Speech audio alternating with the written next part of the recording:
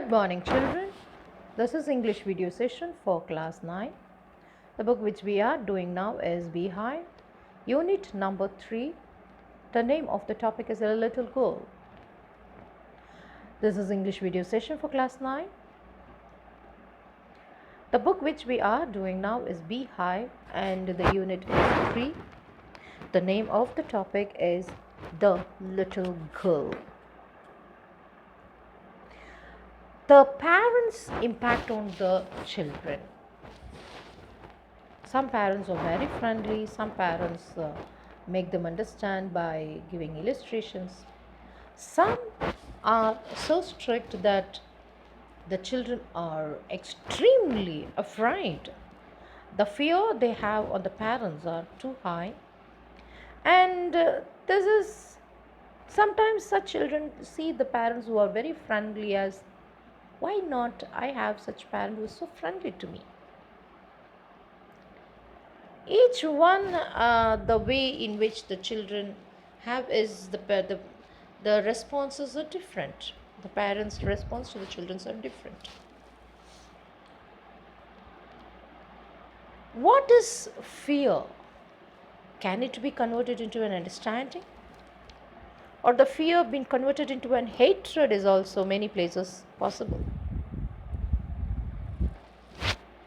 Let's see. To the little girl, he was a figure to be feared and avoided. Here is a figure.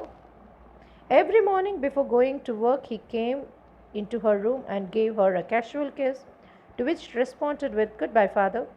And oh, there was a glad sense of relief when she heard the noise of the carriage growing fainter and fainter down the long road. In the evening, when he came home, she stood near the staircase and heard his loud voice in the hall. "Bring my tea in the drawing room." "Hasn't the paper come yet?" "Mother, go and see if my paper is out there and bring me my slippers." "Kezia," mother would call to her, "if you are a good girl, you can come down and take off father's boots." Slowly, the girl would slip down the stairs more slowly, still across the hall, push open the drawing room door. By the time he had his spectacles on and looked at over him in the way that was terrifying to the little girl, "Well, Kezia, hurry up, pull off these boots and take them outside. Have you been a good girl today?" I don't know, father." So the two paragraphs which we see the character Kezia. We come across three people in this entire two paragraphs. Kezia, the little girl, you have the father, and you have the mother. The picture of the father is a figure of fear. It's more to be avoided. The absence is a sense of relief. The presence is only fear and hatred. To the little girl, he was a figure to be feared and avoided, to avoid fully. Why at all does he come back so soon? Every morning he goes, before going to work, he came into the room and gave her a casual kiss, and the girl responded saying, "Goodbye, father."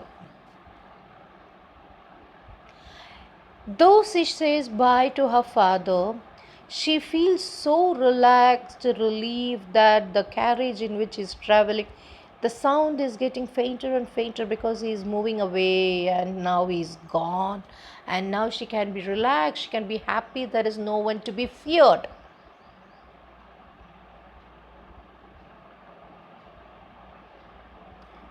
But in the evening he comes back, he stood near the staircase and heard his loud voice. Here is a man with a loud voice in the hall. "Bring my tea into the drawing room." "Hasn't the paper come yet?" Mother, go and see if my papers are there and bring me my slippers.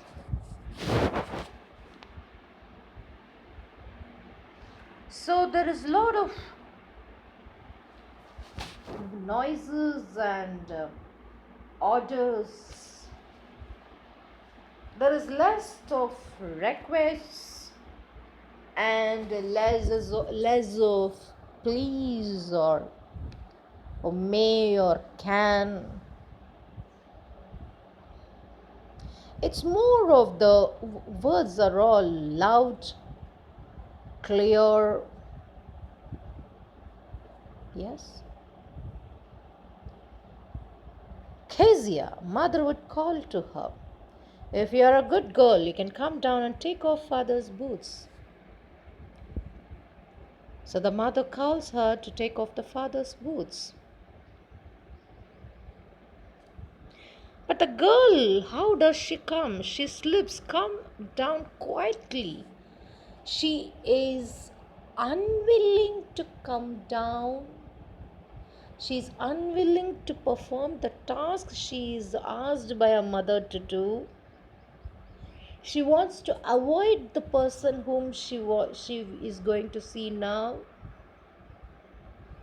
She hates, she fears. Slowly, the girl would slip down the stairs. More slowly, still she is walking slowly, reluctant.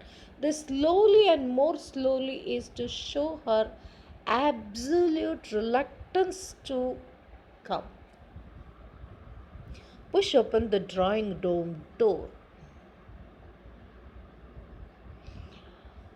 So by this time the man has already put on his spectacles on and looked her over them in a way that was terrifying to the little girl. And the way he looked through the glasses was still terrifying. Well, Kezia, hurry up. Hurry up and pull off these boots and take them outside. Do this fast. And then he asked, have you been a good girl today? And the answer of the girl is, I don't know.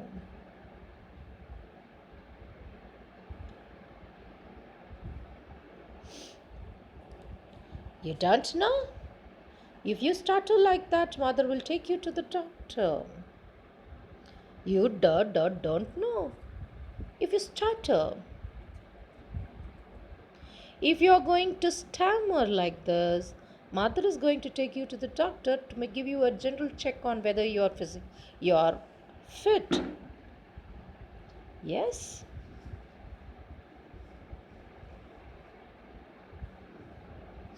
She never stuttered with other people, had quite given it up, but only the father with father because then she was trying so hard to play with the words properly. What's the matter? What are you looking so wretched about? Mother, I wish you taught this child not to appear on the brink of suicide. Here, Kezia, carry my teacup back to the table carefully.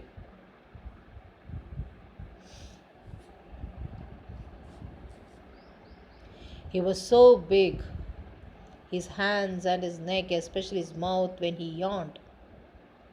Thinking about him alone, he was like thinking about a giant. One Sunday afternoon's grandmother sent her down to the drawing room to have nice talk with father and mother. But the little girl always found mother reading and father stretched out on the sofa, his handkerchief on the face and his feet on one of his best cushions, sleeping soundly and snoring.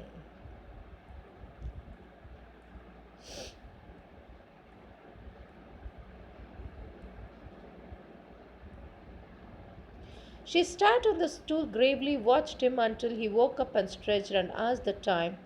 Then he looked at her. Don't stare so, Kezia. You look like a little brown owl. One day she was kept indoors with a cold, and grandmother told her that her father's birthday was next week, and she suggested that she could make him a pincushion for gift out of a piece of yellow silk.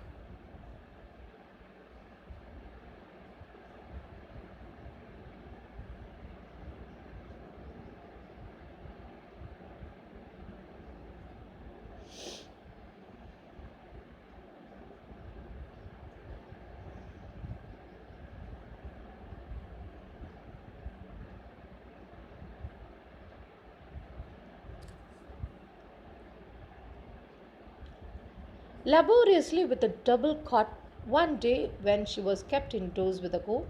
Yeah.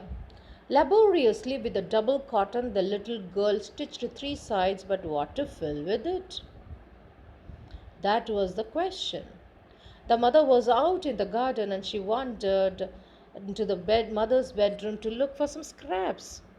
On the bed table, she discovered a great many sheets of fine paper, gathered them up, tore them into tiny pieces, and stuffed her case. Then she sewed in the fourth side. That night there was a hue and cry in the house. Father's great speech for the Port Authority has been lost. Rooms were so servants questioned. Finally, mother came to Kezia's room. Kezia, I suppose you didn't see some papers on the table in our room. Yes, oh yes, she said. I tore them up for my surprise. What? Mother screamed. Come straight down to the dining room this instant. And she dragged down for where the father was pacing to and fro, hands behind his back. Well, he said sharply. Mother explained. He stopped and stared at a child. Did you do that? No, she whispered. Mother, go up to her room and fetch down the damn thing. See that the child is put to bed this instant. Crying too much to explain, she lay in the shadowed room watching the evening light make a sad little pattern on the floor. Then father came into the room with a ruler in his hand. I'm going to beat you for this, he said. Oh no, no, no. She screamed, hiding under the bedclothes. He pulled them aside. Sit up and hold out your hands. You must be taught once and for all not to touch what does not belong to you. But it was for your birthday. Down came the ruler on her little pink palms. Hours later, when grandmother has wrapped her in a shawl and rocked her in the rocking chair, the child clung to her soft body. What did God make fathers for? She sobbed. Here is a clean hanky, darling. Blow your nose. Go to sleep. You will forget all about it in the morning. I'll try to explain to father, but he was too upset and to listen tonight. But the child never forgot. Next time she saw him, she quickly put both the hands behind her back, and red color flew in her cheek. The McDonalds lived next door. They had 5 children. Looking through the gap in the fence, the little girl saw them playing tag in the evening. The father with the baby Mao on his shoulders, the two girls hanging on his coat pocket, ran round and round the flower beds, shaking with the laughter. Once she saw the boys turning the hose on him, and he tried to catch them laughing all the time. Then it was that she decided there were different sorts of fathers. Suddenly one day mother became ill. She and mother went to the hospital. The little girl was left all alone in the house with Alice, the cook. That was all right in the daytime.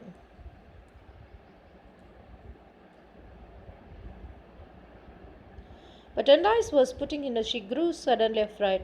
What will I do if I have a nightmare? I asked. I often have nightmares and then Granny takes me to her bed. I can't stay in the dark. It all gets whispery. You just go to the sleep, child, said Alice, pulling her socks. Don't you scream and wake your poor papa.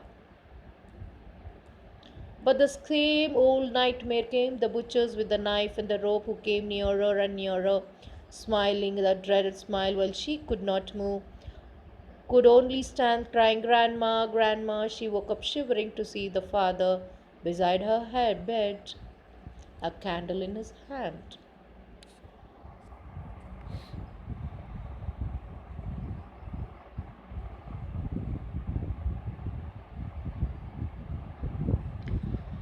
Please read what happens in the remaining part of the story. Please do come with your other explanations. We shall continue in the next class. Thank you, children. I stop here.